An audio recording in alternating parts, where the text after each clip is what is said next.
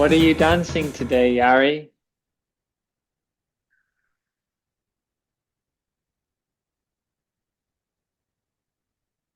I am dancing. Hmm, my my knees and I just discovered a bit of more space for turning them in and out, and I'm very happy. Ah, But there's more but I'm space also in your knees dancing than you knew. a long walk. A long walk? Ah, did you go on a long walk? Yeah, yeah. I'm also dancing a long. I went for a long walk yesterday, so I hike in the nature. So I'm also dancing a bit that Ah, nice. Well, the I am nature, I my am my also feet with touching the floor differently. I am also with nature, I think, because of listening back to Amelia Hawke's episode about forest therapy or forest bathing. Um, yeah, I had to think a lot about what it means to be with yourself and to give yourself the chance to heal, to recover, to feel. And I think I have the question of like,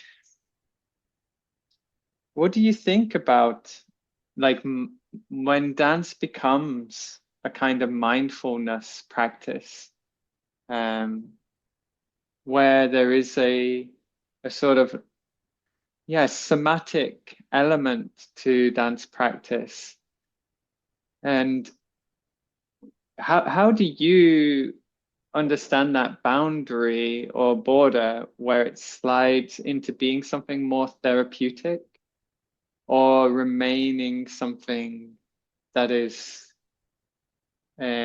artistic and creative, expressive? Do you know what I mean?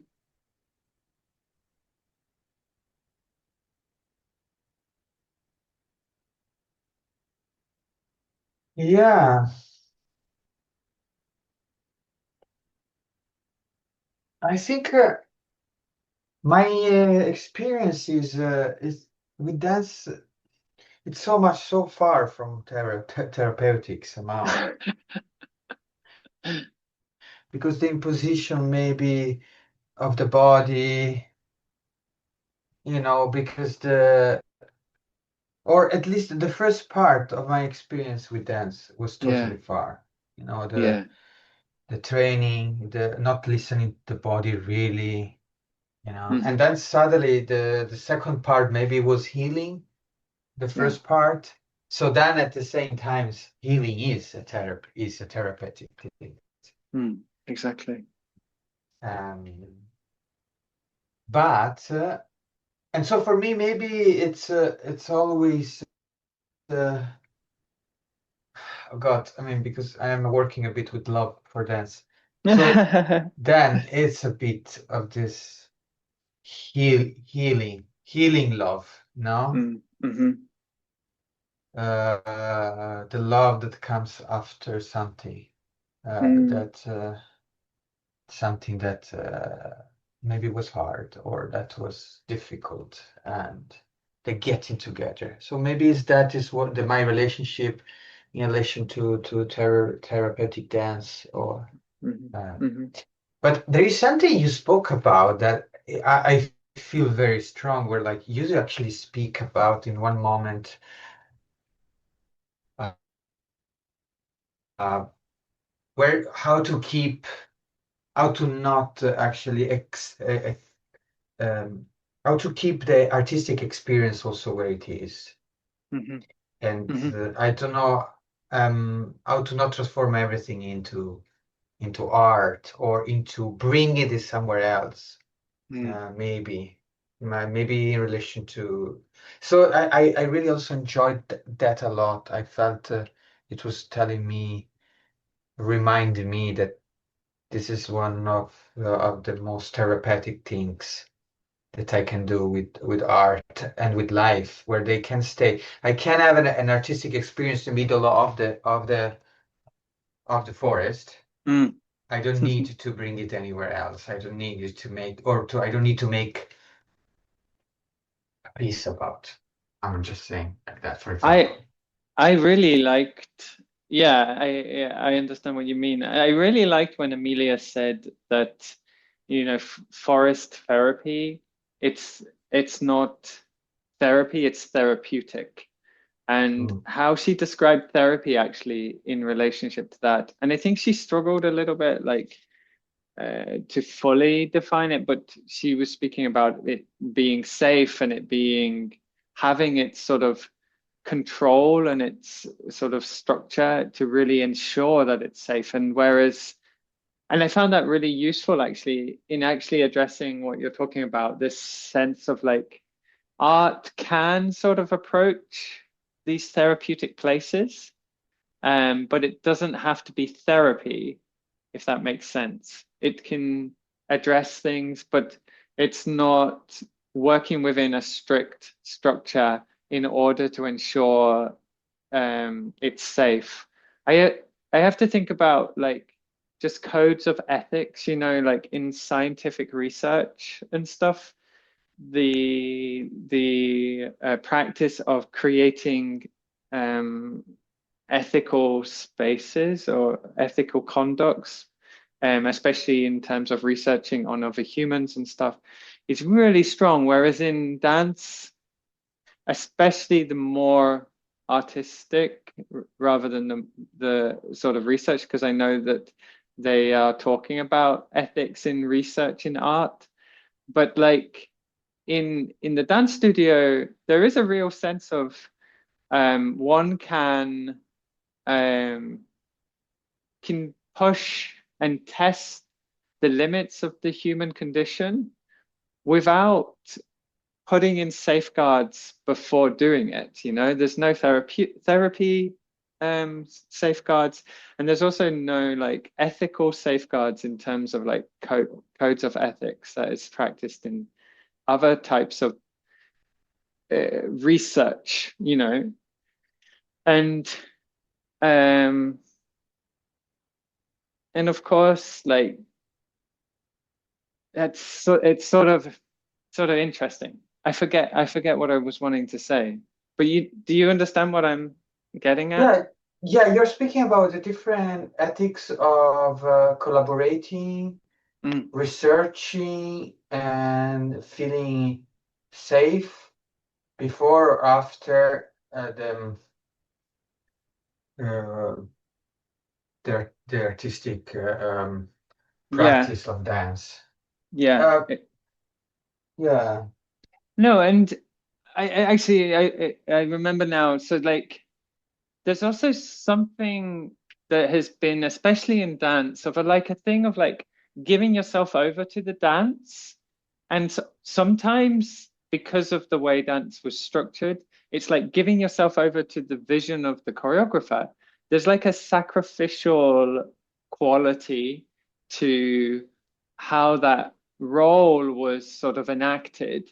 And at least in myself, I recognize it as like I did these improvisations, I did these dances, I committed to it in a way of like giving the dance, giving the choreographer's dance everything.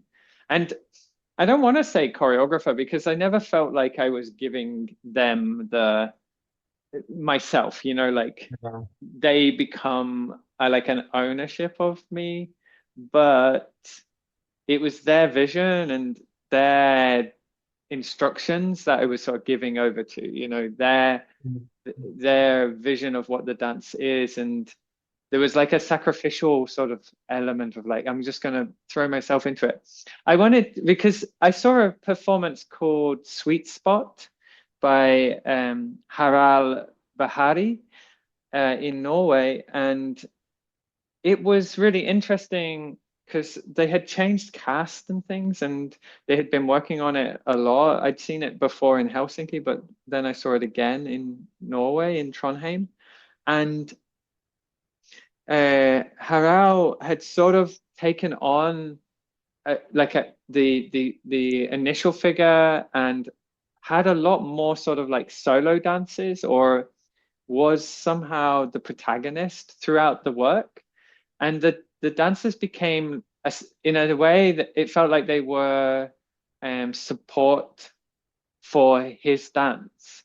Um, and of course, I think you could read it as like, oh, he was doing the dance correctly and they were not living up to the vision of the dance. But I don't think it was quite that. I think it was actually a form of ethics that was sort of involved in the choreographing of the work. Because as Harel spoke about it, they spoke about intimacy, coordinators, and setting limits and boundaries for each dance set. And when you watch the dancers around Harel, you could see that they weren't sacrificing themselves in the same way. I felt like they were doing really amazing work, really, really beautiful work, and pushing themselves in great ways, but not in the same way as Harao was. Harao seemed to be pushing themselves like way beyond what was necessary, or necessary, but what was maybe safe or comfortable. It was like within that realm of what I remember of how I felt like I had to be a dancer, was this sense of giving myself over to the dance, giving myself over to the vision and the choreography. Yeah. Yeah, I think it's an interesting point. You're saying, I mean, the choreographer, the one that is in that has all the responsibility, give tasks and so on, has a certain uh, agency, Ability, yeah. yeah, and ability to actually push themselves. But once they ask, or once even don't ask, but when that relationship is not equal, how do you do with this dancer in front of you that Mm. Yeah, that are willing or not to challenge themselves? In both yeah. cases, if they're willing or not, are they totally aware Hmm. of the Mm. power relationship, or the different maybe Mm. responsibility or authorship or Yeah. um, uh, And I yeah. mean, in myself, I found when I was working with ethics explicitly in my work, I still do work with ethics, but when I was really working on it, I found myself drawn towards, no, I make solos and the ethics of my solo, the work on myself, includes relationality. So Yeah. of course the audience and anyone I am dancing with, like even though it's a solo, like because it would be participatory to some degree, like I would try to engage in that and not um produce anything, but I would never create a choreography. And it challenged my perception of like, oh, maybe this is where choreography is developing in terms of this efficacy, or maybe even democratization of dance, Mm. like how we choreograph, basically how we organize the group, the gathering, in order to dance, and what does those figures do and how does it play out. And one thing that was really interesting was they tried a mechanism which they hadn't tried before. They just were like, let's try it, where they did this long, long dance, and it was and Harao was really giving everything, like leaving nothing, off stage. It was just all there. It's super raw. It's beautiful. And then everyone else was like supporting this energy and this drive to like share this imagination and this feeling and this sort of like story and power in a way. And then they did the bow. They did the curtain call, and they literally clapped and they thanked the people in the lights and everything, and we clapped and the lights came up on the audience, and then they just continued dancing. And it was so powerful Right. because then you saw the agency, that exactly as you call it, like the agency of the choreographer to sort of to to go further than like to take the idea that they were bringing to the performance and to the performers, and then go as far as they they could feel they wanted to, whereas maybe the dancers are negotiating. Do they fully understand the idea? Are they going enough in that direction? Is it somewhere they want to go? Does it really align with their own sense of self and identity, and technique and practice? And they're sort of judging that, but at the same time supporting what is there. But whereas Harel could go further, and then after the performance had technically ended, they then the agency of the dancers sort of emerged. So you had this huge contrast of like, oh, well, then they do what they want, you know. I really felt it like this. Benjamin Polig, who was watching it with me, he said he didn't feel, he felt like it was just a continuation, like the whole thing was Yeah. one performance. Whereas I really felt like there was a contractual break, and Yeah. the contract between the audience and the dancers had, and the dancers and the choreographer, of course, had sort of broken, and it allowed for this like ambiguity. And when speaking about ethics, I can't not speak about Simone de Beauvoir's book on ethics, where she writes, her book is called The Ethics of Ambiguity. And so she says meaning is ambiguous, and uh, within that ambiguity, we have to always be working on ethics, because we can never know what is true, what is meaning. And it felt so powerful to lose the contract, or to no longer be sure of the contract, to be in that ambiguous space, and then see them negotiate their agency within that, Mm. new contracts that were emerging and established, and the unclarity of the contracts. Like, we didn't know as audience, like, can we leave? Should we leave? Can we encourage them to continue? Is that fair on them? Should they not stop now? They've already done a 1.5 hour, 2 hour performance, whatever it was. It was really amazing. I was really um, fascinated by that shift in the the role of the choreographer and the role of the dancer for me. Mm. It sounds inspiring. I also feel like we, the body sometimes give you desires to do stuff, but also very often to actually not doing it. Mm. In the sense that, what is called, oh, the body is lazy. In the sense that body want to be practical and want Mm.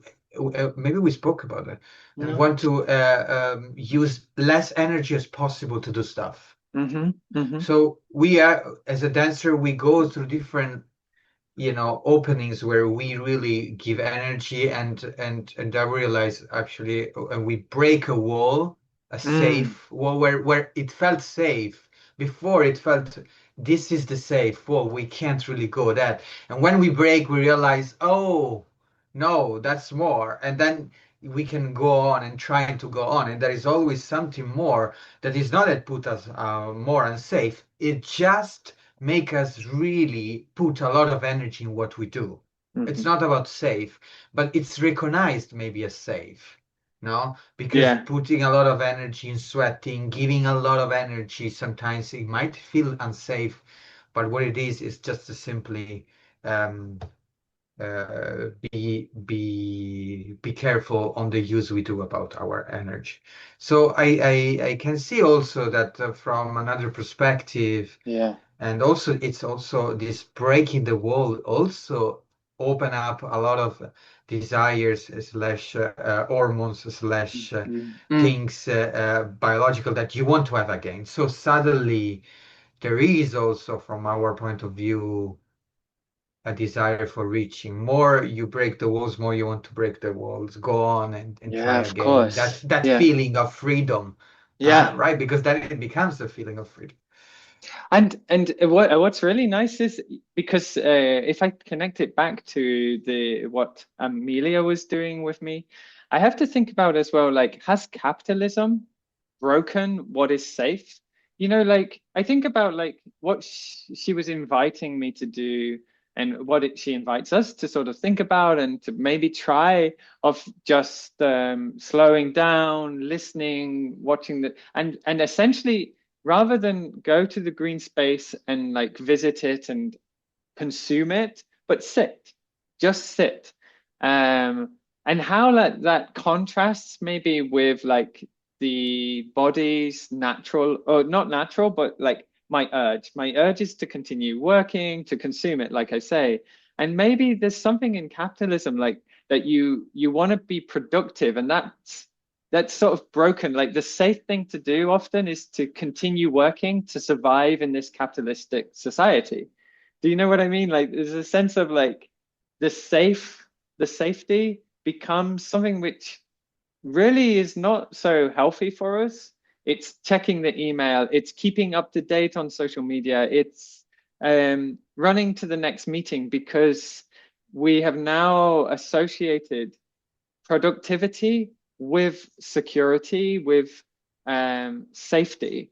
Whereas I believe if capitalism wasn't so embodied, if we didn't have to embody capitalism as we do, maybe then sitting and feeling the space like Emilia invites us to would be easier to do. We wouldn't have, the government of Japan wouldn't have to invent a wellness practice to try and encourage people to de-stress and to connect with their body and green spaces. I don't know. Sorry, now maybe I'm taking you away from what you meant by this No, no, safety, it's a lot of stuff. I'm not fully understand this. the connection. No, no, I'm not fully understand what all you said. Like Mm, the relation to cool down.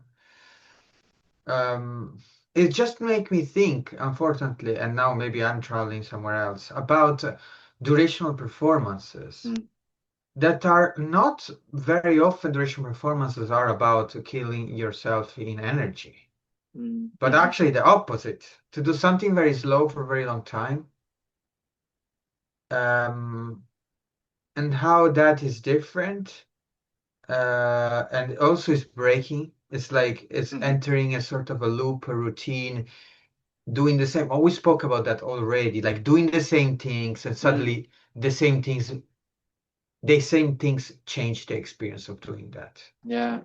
Actually, it's really nice that you bring it up because whenever I've actually noticed it when I've told people, oh, it's a durational performance, then they start to sort of ask these questions. Oh my God, how do you do it and stuff? And actually, maybe it would be good to make a distinction, like, because I think what comes to mind for them is an endurance performance. Right. Yeah. Whereas actually, what I feel like with a lot of durational performances in our field is that people are dealing with how do I live?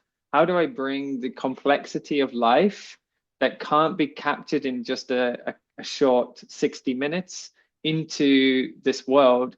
And how do I then reimagine choreography that, like you say, that loops or slows down and to encourage this idea that life is more than what can be captured in a shorter period of time. But rather than like, I'm going to do what I would do in a short period, but just extend it and make it an endurance, a feat of endurance. Yeah. Yeah. God, I'm sorry I'm jumping back, but I'm thinking about performance art Mm, and the difference between performance and reperformance. So, me as an artist, I do this performance because I'm very curious about maybe a practice or a little way of being in the space for a very long time. Hmm. And maybe I also didn't plan so much. So I might have planned something, but the choreography is very loose, and I don't know until it will happen what it will happen. Hmm. Later, very often became mostly coming back from reperforming stuff from old people, all artists that they did same things 40 years ago, that suddenly someone reperformed the same things, Hmm. or let's say someone that is employed in Hmm. someone that is not Hmm. and then it's you there is already a choreography to be very like stuck with. There is less agency that this person had, because now it's about reproducing what happened. Yeah.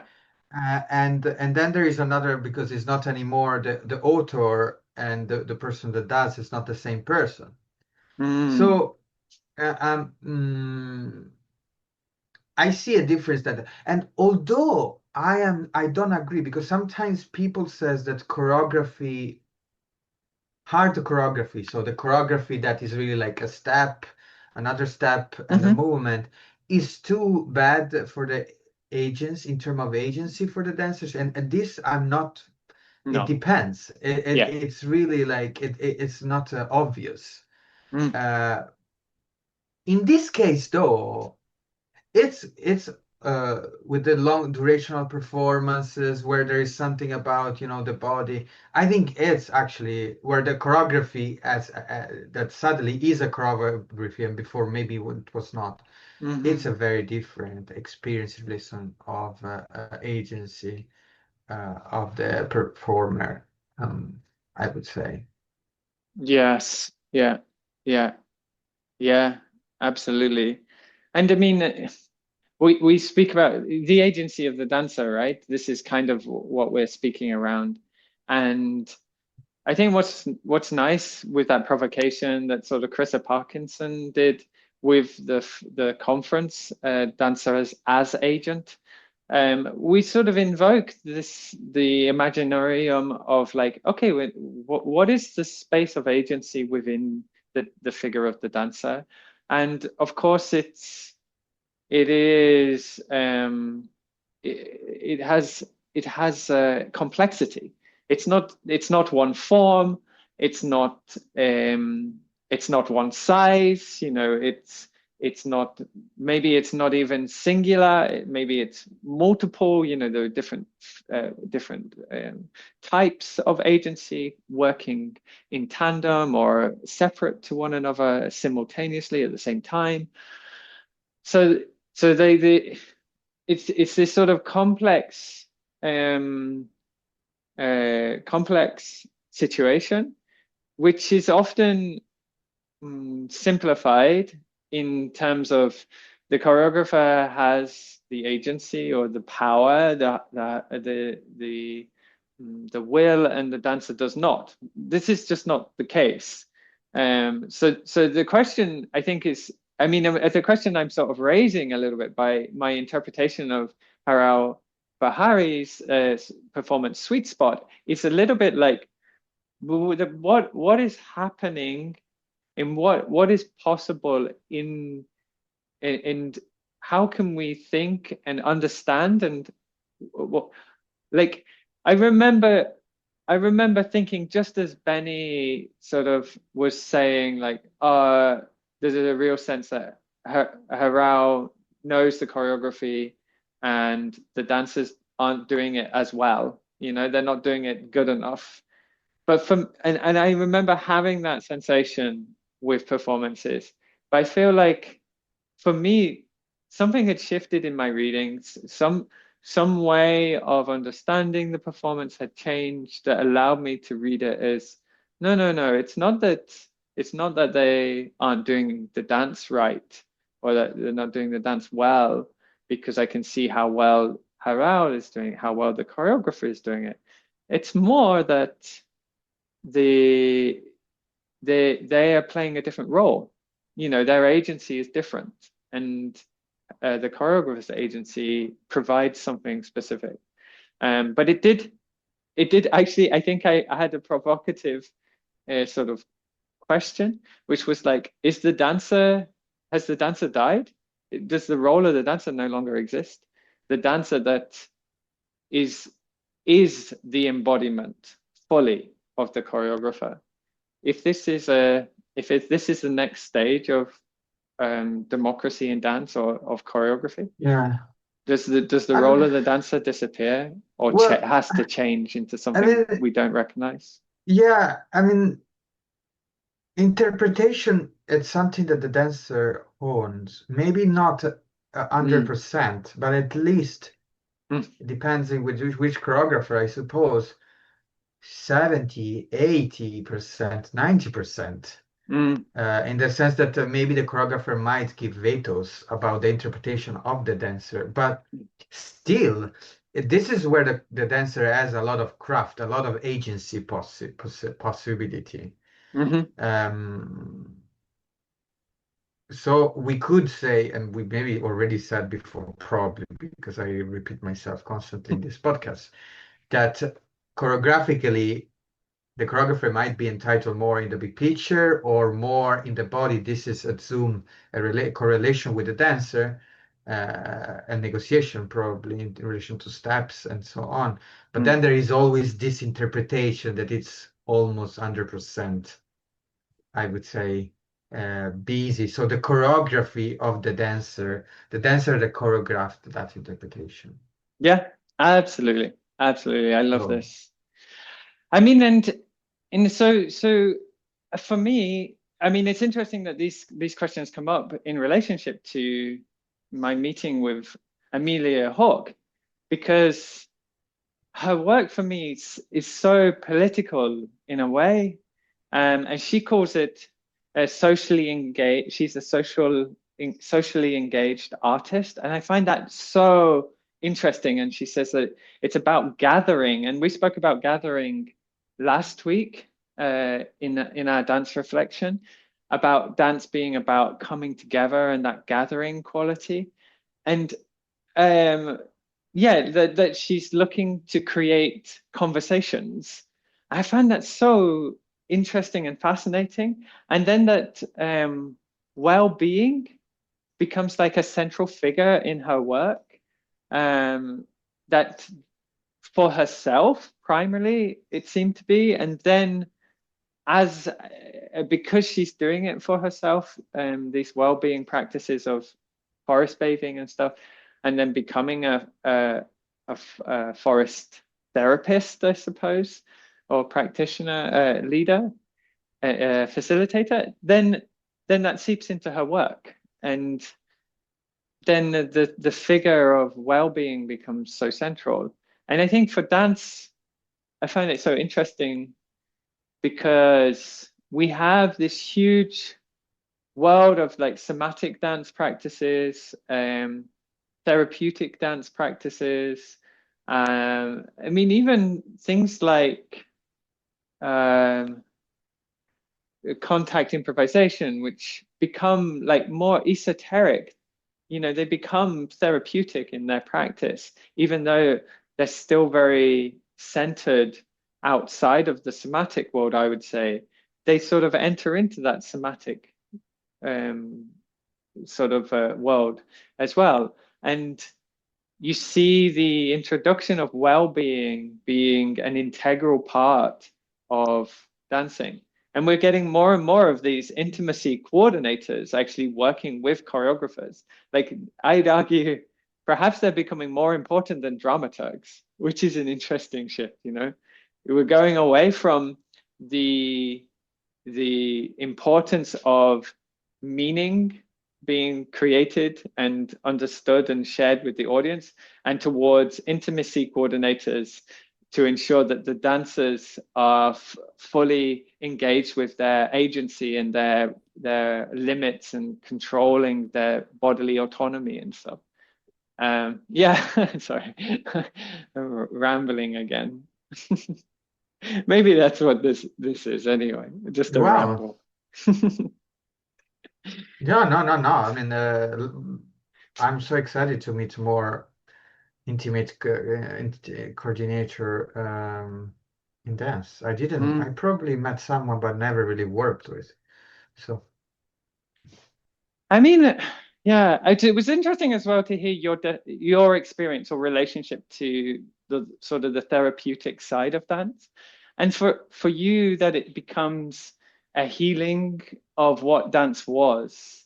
Um, but you must recognize in others that you meet in dance where they haven't had that maybe traumatic experience with dance practice in a sort of professionalized sense, but maybe they're dealing with other types of difficulties they've had around bodily autonomy and the freedom of their body and their ability to be with themselves in a sort of physical sense. I mean, somatic practices can be extremely obvious sometimes, like about injury and about patterning and reestablishing healthier patterns and stuff. You know what I mean? absolutely, absolutely, rewiring, Mm, connecting the different part of the body, re-relating different part of the body, and I mean, in itself, warm up. It's also for me a healing moment, mm, where basically I'm not only making ready, I also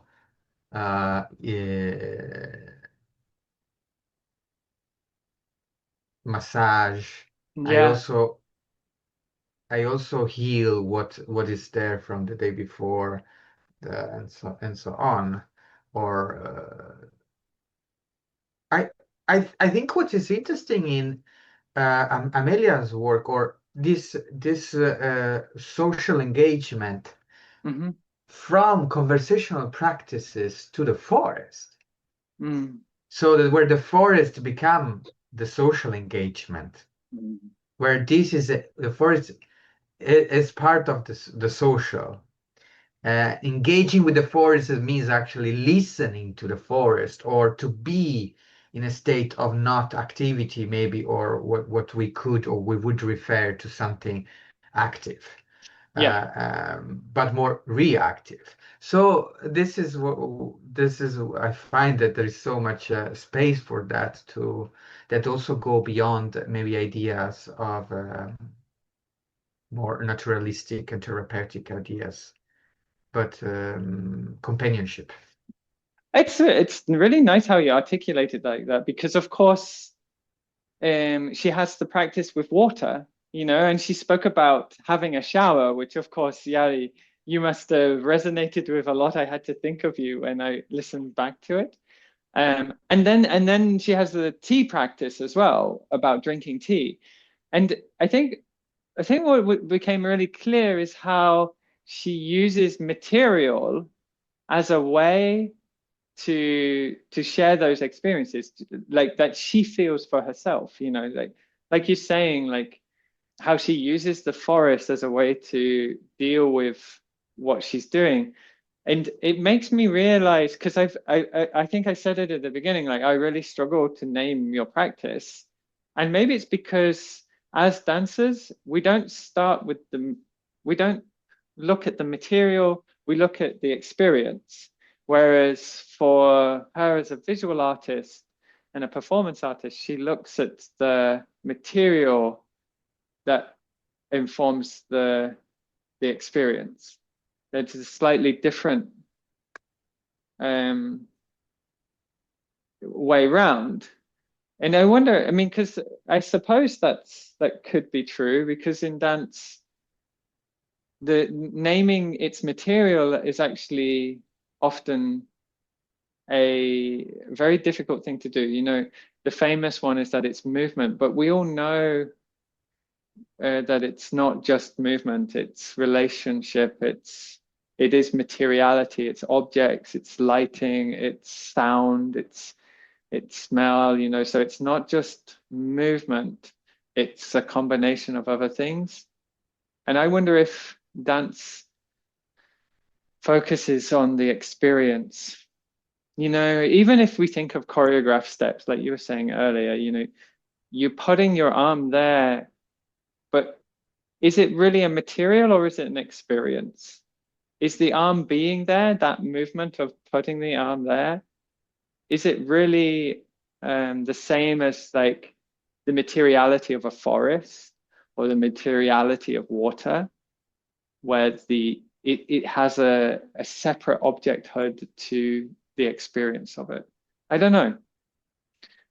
I'm getting lost in a philosophy I have no Yeah, ground there for. is it's so beautiful to get lost between the difference between experience and material. I love that. Mm. That somehow you are melting down the two together. Yeah, yeah. Yes. Well, I mean, if the experience is a material, and if, obviously we use experience as material, dancers. I wonder if you used material as experience. I don't know what that means though. Uh, I don't think I've ever, I know exactly what you mean when you said the body is lazy. I don't think I've ever thought of it or heard of it said in that way. The body is lazy. It's very concise. It really anchors exactly that difficulty of the body being somehow wanting the most efficient thing. And yeah, and yeah, like we were speaking about and how I involved capitalism, but um what was the word? I have it written down. I'm going to bring it up one last time. Safe. What is safe? To be safe, to be comfortable. And what causes that? And can your body follow comfort? I think that's maybe what I'm doing by inviting capitalism into that question. Can the body find comfort? Can it be lazy?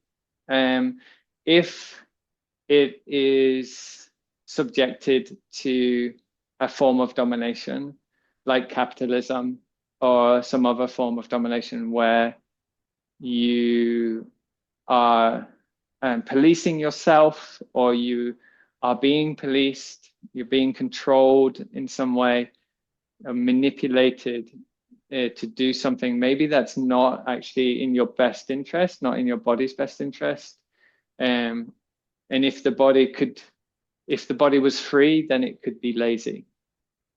A laziness that would provide a safety for the body, Yeah, for but the I person. also the concept of freedom is always, as we know, maybe it's in relation to being Yeah. closed in. So not doing is not being free. Mm. You know what I mean? Have a No, possibility no, because yeah, of, yeah, yeah, yeah. yeah, that's I mean maybe the experience of the dancer is also that freedom, because I think the question of freedom, unfortunately, is very tied to dance. Yes. And so one of the main or basic or primary moment of dance is actually getting out and feel free. Mm-hmm. That means breaking this laziness somehow. Yeah, So, yeah, yeah. No, it's true. so maybe this is also where it is, that for the dancer become also a little addiction and Mm-hmm. desires, because once you break one wall, or let's say you're in term of agency of movement, so you are so good in moving in many ways that you're Mm. always looking for new ways of moving so that they Yeah, can break that, that but I mean we are speaking probably about desire that comes after practicing and after redoing and after, it's a curiosity where it maybe, leads you. Whoa. maybe. And then Yeah. but then we get back to the question of, maybe experiential or bodily trauma that exists for everyone, not just from a practiced dance situation. Right.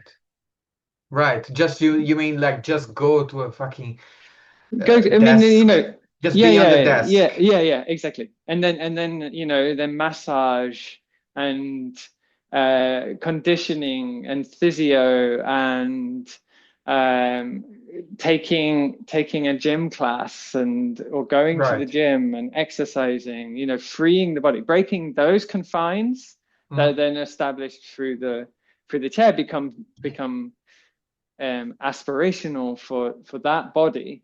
And we may not consider it within the realm of dance naturally, like in a sort of instantaneously, in a sort of common sense way. I don't know what I'm saying, but like in an expanded sense, we could definitely say, oh, there's creativity there. There's a creativity with the body or with experience. Hmm. Yeah. Well, Well, we talk a lot, huh? And we probably make a lot of mistakes. So oh, we for should sure. dance. It's only I mistakes. Yeah, I have to be reminded of. You remember Morten Spongberg had a blog called Spongbergisms? Oh, yeah. Yeah, so when I was young and he was more in vogue, I remember feeling very inspired by that, but simultaneously very provoked as well, where he would just say these controversial things. And I also thought, well, it's kind of healthy to have this sort of ongoing dialogue and criticality and provocation around the thinking of what dance is and can be. I mean, and then he also made these very, very beautiful, interesting, complicated works, which involved a lot of strange autonomy. I mean, speaking of durational performance, right? Like La Substance, to name one of them.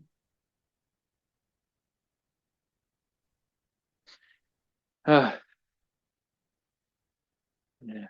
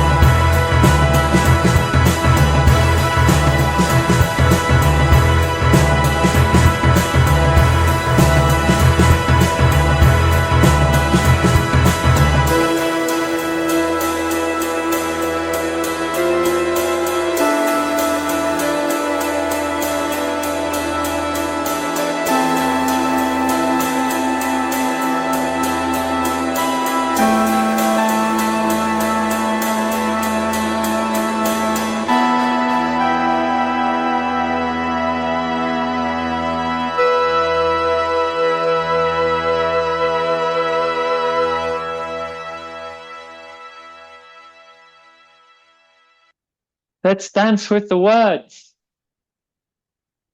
Let's do it. dancing the words away. Yep. Thank you, Yari. Thank you, All dear. right, I see you next week. See you next week.